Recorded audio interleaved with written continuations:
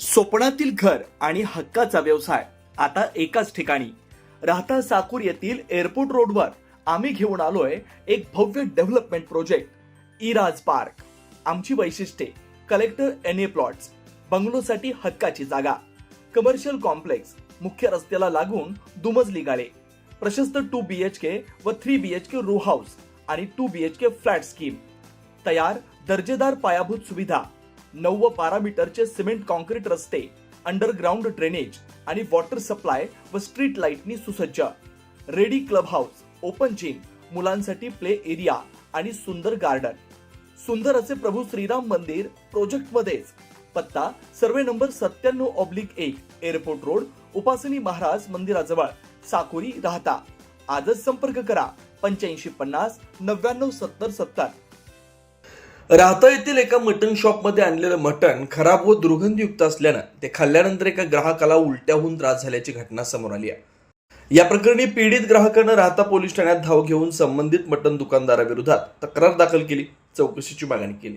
किरण सुरेश पोटे असं तक्रार करणाऱ्या ग्राहकाचं नाव आहे. पोटे यांनी दिलेल्या माहितीनुसार 15 दिवसांपूर्वी शिर्डी येथील साईबाबा हॉस्पिटलमध्ये त्यांच्या मानेच्या मणक्याचं ऑपरेशन झालं. डॉक्टरच्या सल्ल्यानुसार आणि प्रकृती स्वास्थ्यासाठी त्यांना मांसाहारी सूप पिणं आवश्यक असल्यानं काल 20 मे 2026 रोजी त्यांच्या पत्नीनं नेहमीप्रमाणे राहता येथील एका यादगार मटन शॉपमधून बोकडाचे पाय आणले होते. रात्री 8:30 वाजण्याच्या सुमारास त्यांनी मटणाचं सूप व भात खाल्ला. मात्र अवघे 4 ते 5 घास खाल्ल्यानंतरच त्यांना अचानक उलट्यांचा त्रास सुरू झाला. त्यानंतर त्यांनी तपासलं असता त्या मटणाला प्रचंड दुर्गंधी येत होती आणि ते पूर्णपणे काळे पडलं होतं. त्याला हात लावल्यानंतर ते अत्यंत चिकट जाणवत होतं. किरण पोटे यांनी संताप व्यक्त करताना सांगितलं की माझं ऑपरेशन झाल्यानं मी हे अन्न खाल्लं, पण नेहमी मी रात्री 9:30 वाजता जेवतो. काल मुलांसोबत लवकर जेवलो. जर हेच मटण माझ्या 5 आणि 2 वर्षाच्या लहान मुलींनी खाल्लं असतं आणि त्यांच्या जीवाला काही बरं वाईट झालं असतं तर त्याला जबाबदार कोण? तसेच संबंधित दुकानात बोकडाचे पाय सांगून शेळीचे पाय विकले जात असल्याचा संशयही त्यांनी व्यक्त केलाय. भविष्यात इतर कोणत्याही नागरिकाच्या किंवा लहान मुलांच्या आरोग्याशी असा खेळ होऊ नये यासाठी त्यांनी राहता पोलीस ठाण्यात येऊन संबंधित मटण दुकानदाराची सखोल चौकशी करण्याची आणि त्याच्यावर कारवाई करण्याची मागणी केली. या घटनेबाबत बोलताना तेजस मोरतडक यांनी तीव्र संताप व्यक्त केला. त्यांनी सांगितलं की संबंधित रुग्ण आधीच आजारी असून त्यांच्या गळ्याला टाके पडलेत, जे अजून पूर्णपणे भरलेले नाही. अशा नाजूक परिस्थितीत खराब मटणामुळे त्यांना उलट्यांचा त्रास सहन करावा लागला. प्रशासन एखाद्या लहान मुलाच्या किंवा नागरिकाच्या जीवावर बेतण्याची वाट पाहतंय का, असा सवाल त्यांनी उपस्थित केला. गेल्या वेळी नगर परिषदेनं अशा प्रकरणांमध्ये 1 महिन्याची मुदत दिली होती, तरी हा प्रकार थांबला नाही. हा मटण विक्रेता स्थानिक रहिवासी नसून बाहेरचा असल्याचं त्यांनी नमूद केलं. नमस्कार, मी किरण सुरेश पोटे, राहणार रोहिदास नगर, राहता तालुका राहता, जिल्हा अहिल्यानगर. तर काल दिनांक 20 मे 2026 रोजी मी माझी मिसेस एका यादगार मटन शॉपमध्ये मटणाचे पाय आणायला गेली होती. तर ते आम्ही जवळजवळ माझं स्पाईनचं ऑपरेशन झालं आहे, मानेचं स्पाईनचं ऑपरेशन झालं आहे. ऑपरेशन 15 दिवस झालेले आहेत. माझ्याकडे रिचार्ज कार्ड, सर्व ऑपरेशनचे, साईबाबा हॉस्पिटल ऑपरेशन झालं शिर्डीचे, सर्व डॉक्युमेंट आहेत. तर माझं असं ऑपरेशन झालं, त्याच्या कारणानं मला नॉनव्हेज खावं लागलं. नॉनव्हेज दर म्हणजे रोज किंवा दिवसाआड मी पायाचं सूप पित होतो, बोकडाच्या पायाचं सूप पित होतो. तर कंटिन्यू त्याच्याकडूनच घेत होतो, तेव्हा काही अडचण नाही आली. पण ह्यावेळेस काय झालं की काल मी जेव्हा 4-5 घास खाल्ले, त्याचे सूपचे पेलो किंवा भातामध्ये टाकून खाल्ले, तर मला अचानक उलटी झाली. जेणेकरून मी बघितलं की त्यातले पाय ते असा वास मारत होता आणि ते पाय ना पूर्ण काळे पडलेले होते. मग आता मी ते काल लवकर खाल्ले. तसं मी रोज 9:30 वाजता जेवण करत असतो. काल फर्स्ट टाइम मी 8:30 वाजता जेवण केलं. माझ्या मुलींच्या आधी जेवलो मी. जर तेच पाय माझ्या मुलींनी खाल्ले असते, म्हणजे 5 वर्ष 2 वर्ष दुसरी मुलगी आहे, जर ते मुलींनी खाल्ले असते तर त्याचे विष बाधा झाले असते, त्याला जबाबदार कोण? त्याची कंप्लेंट करण्यासाठी मी राहता पोलीस स्टेशनला त्यांची कंप्लेंट करण्यासाठी आलोय. समजा काल माझ्यासोबत असं घडलं, जर मी तरी पेशंट आहे, आता माझे टाके सुद्धा अजून काढलेले नाहीये. जर एखाद्याच लहान मुलांनी खाल्लं असतं या माझ्या मुलं जर आता उद्या जेणेकरून एखाद्याने लहान मुलं त्यांनी समजा विकलं, असंच विकत राहिले, तर मी असं ऐकलंय की ते शेळीचे पण पाय विकतात. ते बोकड्याचं म्हणून शेळीचेच पाय विकले जातात ते, कारण त्याचे एकदम चिकट लागते.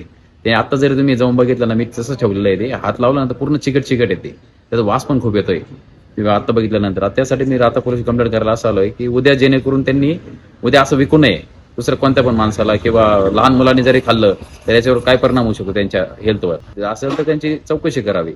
माझं नाव तेजस अशोक मोरतडक. राहतात गेल्या काही 1 महिन्यापूर्वी अशीच एक घटना घडली होती. ज्या घटनेमध्ये 150 रुपयाला मेलेलं बोकड विकलं गेलं होतं, त्या घटनेत तर मी स्वतः फेरेदे असताना 1 महिना उलटून गेल्यानंतर आत्ता दिनांक 20 मेला परत एक घटना उघडकीस आली आहे.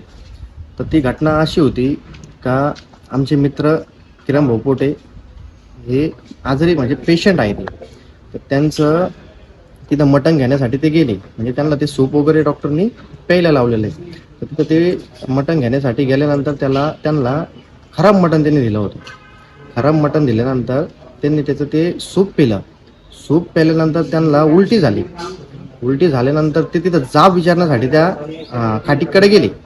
तर खाटिकाकडे गेल्यानंतर त्यांनी डायरेक्टली त्याला उलट्या शब्दात उत्तर दिलं की तुला काय करायचं ते कर, मी कुठल्याच गोष्टीला घाबरत नाही, असं त्याने उत्तर दिलं. आमची प्रशासनाकडे एवढीच मागणी आहे का अशा लोकांवर कडक ते कडक कारवाई झाली पाहिजे व यांचे फूड लायसन पहिली चेक केले पाहिजे. कारण की जो आत्ता यादगार मटन शॉपवाला आहे, चिकन शॉपवाला, तो स्थायिक राहत्यातला नाही आहे. त्याच्यावर कडक ते कडक कारवाई झाली पाहिजे आणि अशा लोकांना दुकान लावल्यास परवानगी दिली नाही पाहिजे. अशा लोकांना जर नगर परिषदेला पण आमचं असं निवेदन आहे की त्यांनी जर अशा लोकांना दुकान लावण्यास परवानगी दिली तर आम्ही आंदोलन करणार त्यांच्याबद्दल. तर आमची फक्त प्रशासनाला एवढीच मागणी आहे की त्यांच्यावर कारवाई करण्यात यावी. कारण की त्यांची परिस्थिती बघा, आता त्यांची तब्येत एवढी खराब असताना पण त्यांना वोमिटिंग झाली, त्यांच्या इथं टाके, आणि ते टाके पण अजून भरलेले नाही, तरी पण त्यांच्यावर अशी परिस्थिती आली. आज त्यांच्या एखाद्या म्हणजे प्रशासन ह्या गोष्टीची वाट बघतंय का आमच्या एखाद्या लहान मुलीला काही झाल्या, तिच्या जीवाला काही झाल्यावर त्यावेळेस प्रशासन कारवाई करणार आहे का? आम्ही मागच्या वेळेस पण हे केलं होतं, गुन्हा दाखल करण्याचा. नगर परिषदेने त्यांना 1 महिन्याची मुदत दिली होती, तरी पण 1 महिना झाल्यानंतर पण ती घटना घडते. आम्ही ह्या गोष्टीचा निषेध नोंदवतो आणि नगरपालिके सीओ साहेबांना आमची एकच विनंती आहे आणि माननीय नगर अध्यक्ष साहेबांना पण आमची एकच विनंती आहे का त्यांनी या घटनेचा हे घ्यावं, आढावा घ्यावा आणि तिथं जाऊन त्यांच्यावर कडक ते कडक कारवाई करावी आणि अशा लोकांना दुकान लावण्यास परवानगी द्यावी नाही.